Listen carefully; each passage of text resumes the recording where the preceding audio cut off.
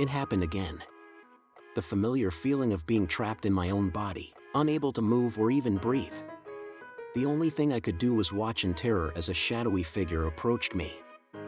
I knew it was just a hallucination, a product of my sleep paralysis. But that didn't make it any less terrifying. I had been experiencing sleep paralysis for as long as I could remember. It was always the same. I would wake up in the middle of the night, completely paralyzed, with a sense of impending doom. And then the figure would appear. Sometimes it was a faceless entity, other times it was a demonic creature with glowing eyes. But no matter what it looked like, it always filled me with terror. I had tried everything to stop it.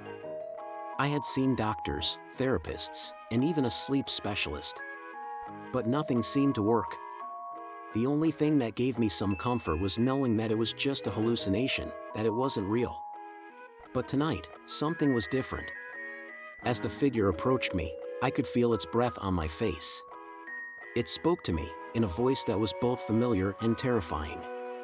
"Hello, old friend," it said. "I've missed you."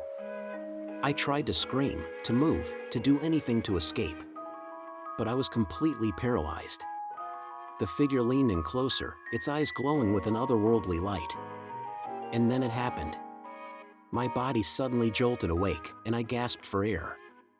I was covered in sweat, my heart racing. It was over, but the terror remained. I knew I couldn't go back to sleep, not after that. The next day, I tried to shake off the experience. I told myself it was just a dream, just another hallucination. But deep down, I knew it was more than that. There was something different about this one, something that made me feel like it wasn't just a product of my own mind.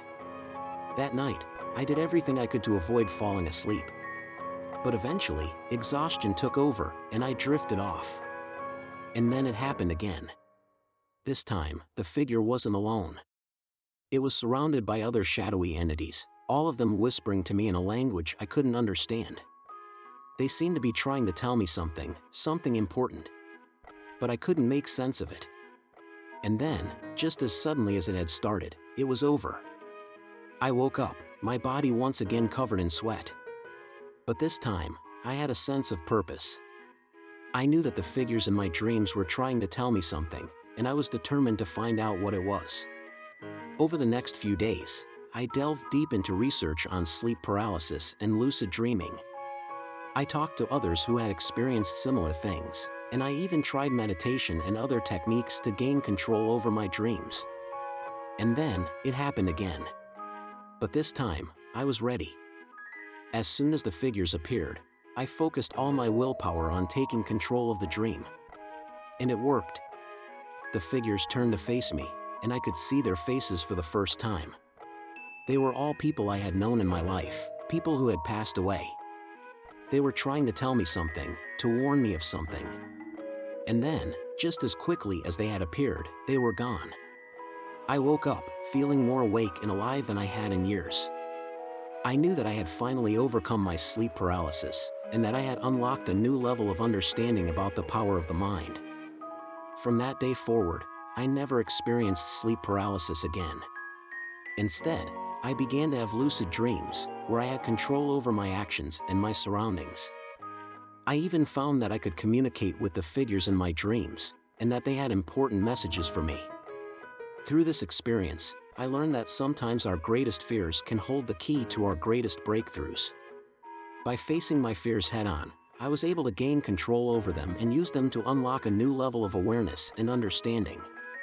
If you're experiencing sleep paralysis, know that you're not alone.